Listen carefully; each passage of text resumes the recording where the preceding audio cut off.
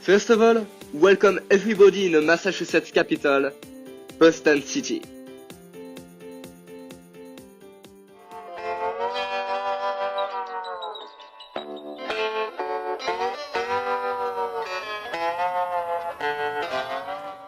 It immediately appeared to us that Boston was one of the greatest cities we've ever seen. At once modern college town and the historical legacy quintessential of the United States, Boston is the sixth American city. Nevertheless, this city seems to be on a human scale, and in contrast with the other American metropolises, its architectural style is mainly European. Of course. So Boston is one of the wealthiest cities in America. So you probably have seen during your stay here, beautiful handcrafted stonework, reflective of a leisure class that can afford the money. You go to Cleveland, not one of the wealthiest cities, and it's all basic architecture, just survival. So Beacon Hill, beautiful homes and mansions reflecting the wealthy fortunes of the neighborhoods. In line with our project based on Boston architecture, we'll try to explain to you in what the Boston history can be read through its architecture. During your first day in Boston, we traveled to the renowned Freedom Trail and subsequently visited the different symbols of the city. At first, we explored in company of the guide the well-regarded Boston State House. As you can see, this monument is the combination between classical and federal style.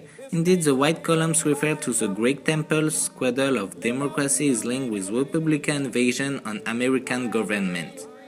At the same time, the plain red brick surfaces with attenuated details mostly isolated in panels refer to the Roman style as Pompeii or the well-known Trajantum Forum. In the following days, we went to the top of the most outstanding Boston City Tower, the Prudential Tower, a 221-meter skyscraper. From the Skywalk Observatory, you're experiencing the breathtaking view of the entire city. This is from this place the Boston monument diversity is the most obvious. Despite the contrast between the old basement, which date from the Industrial Revolution, and the huge skyscrapers overhanging downtown, we still feel a sort of harmony emanating from it. So there is a desire to remember the history and the need to leave a physical place in the heart of a city. Indeed, this landscape epitomizes the US identity, a country of immigrants. And I think this is this diversity which enables the USA to become what it currently is, a symbol of power, liberty, and richness by diversity. Yes. I mean, when we walked here, you could see that wonderful juxtaposition of Beacon Hill, of the old brownstone brick buildings before the State House of the 19th century, compared to the sleek high-rises that technology due to MIT and the other institutions developed, with MIT being the first school in the country for architecture, produced some of the nation's best architects, and Boston became their laboratory for architectural change here, which is kind of nifty. So yeah, you can see that old and new of the architecture in Beacon Hill. When we went downtown, we were particularly surprised by the large number of Puritan churches. Indeed, the first settlers in the 17th century were fleeing the religious oppression from several European empires before finding refuge on the Massachusetts coast. This kind of design is characteristic of the Puritan values. Actually, they advocated a simple lifestyle in order to be closer to God, and it's reflected in a lack of picture and any God representation. Nevertheless, from 1650 to 1800, they formed an incredible legacy of churches all over the Massachusetts, such as Park Street Church, typical of the neo-British style. In the same area, you can find place the Old State House, the emblem of Royal British power symbolized by the unicorn and the lion, but as well as the place where the independence war began. When the community decided to boycott the British tea in order to protest against British taxation, thus this building is certainly one of the greatest illustrations of the historical significance in Boston because it appears as the symbol of American freedom. It is characterized by the Georgian style prevalent in British colonies. So, the spirit of the American Revolution based itself on democracy or Greece and Rome, and as a result, the architecture of the time results in the mindset of the country. So the architecture was classical. In the 19th century, you have Romanesque, or the building of society was becoming, they felt the fabric was becoming torn apart. They needed a way to find comfort. And so the architecture reflects the times of society.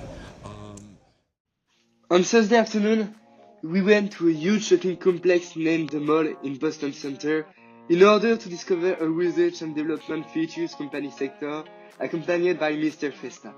Two luxury stores, this place perfectly epitomizes the American spirit and the economic growth it induces. Subject to the competitiveness, companies don't have other choice than improving their products by technology progress and quality price. So that's why American economy is flourishing so much. In the same way, renting offices in emblematic places such as the mall in order to make a credible image to their companies is a risky investment, but indispensable to company growth. Furthermore, the peripheral walls are lined with glass pane in order to promote the luminosity.